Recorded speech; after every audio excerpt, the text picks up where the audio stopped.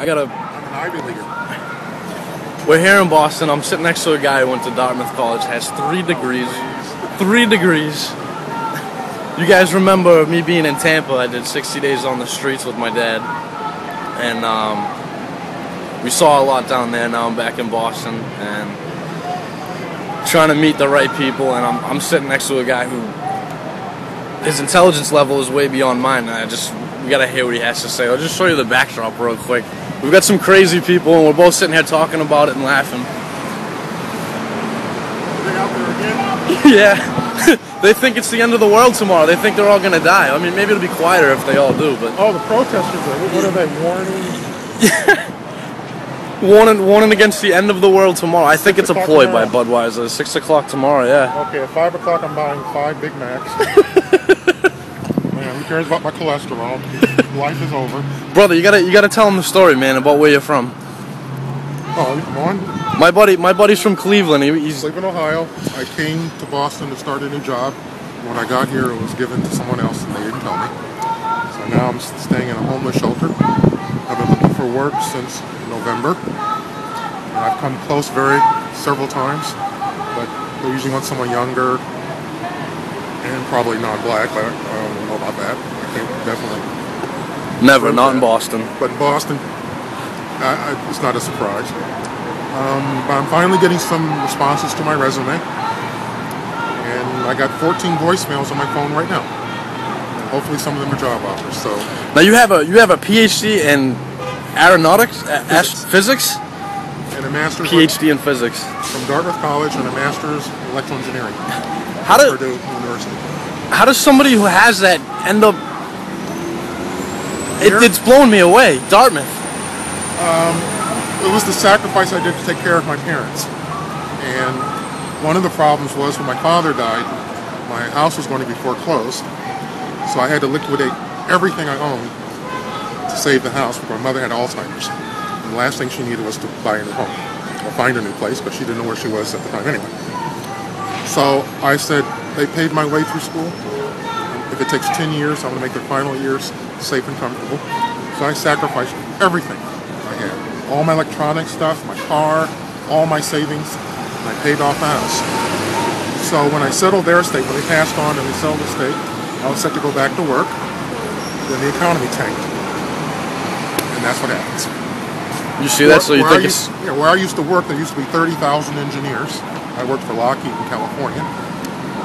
Now there's 3,000. So where are they going? Boeing's laid off, Norfolk laid off. So where do we go? I had a friend who worked for NASA in Texas. He got laid off too. Yeah. I applied for a NASA contract when I was in Cleveland. And then the contract was canceled. That was like 3 months ago. So it's just simply bad luck. And when you have no money, it's very difficult to start over.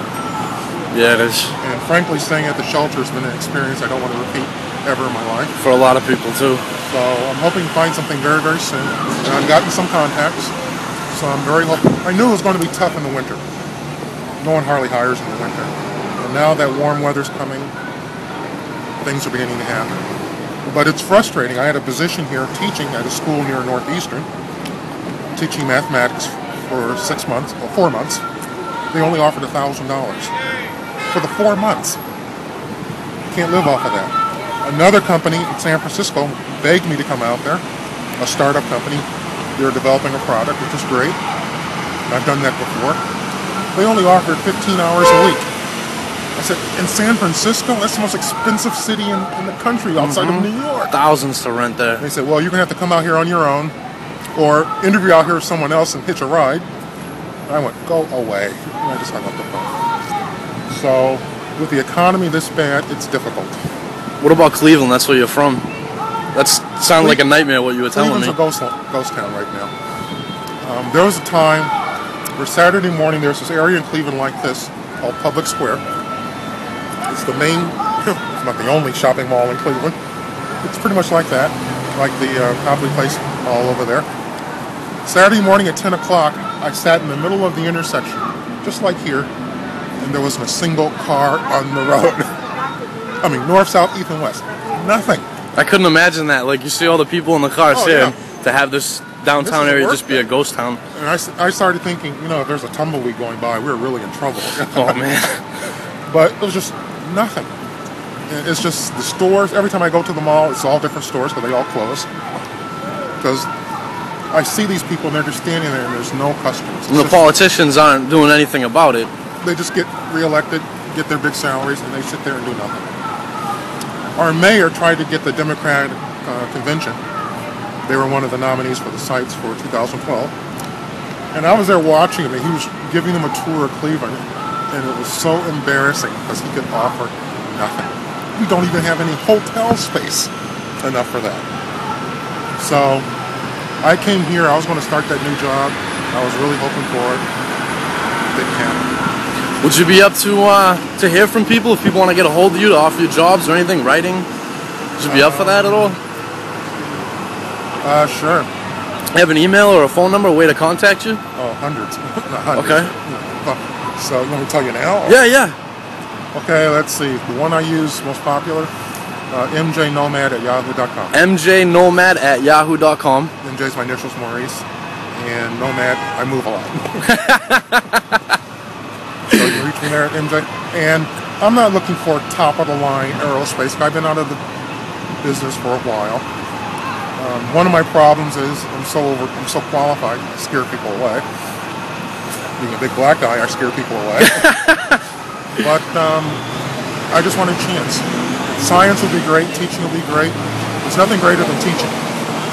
Teaching physics would be a blast. So I'm available. Let's see what happens.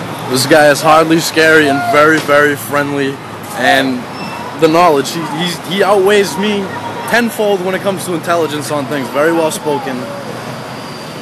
Get in contact with this guy. It's unbelievable the people that we're meeting out here, like at Boston Homeless. The friend I'm about to go meet can put together a website through HTML like that. I can't comprehend why in this country, as great as it is, people with PhDs are in shelters. What?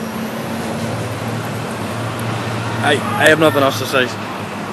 Brother, thank you so much. I appreciate the assistance. Absolutely.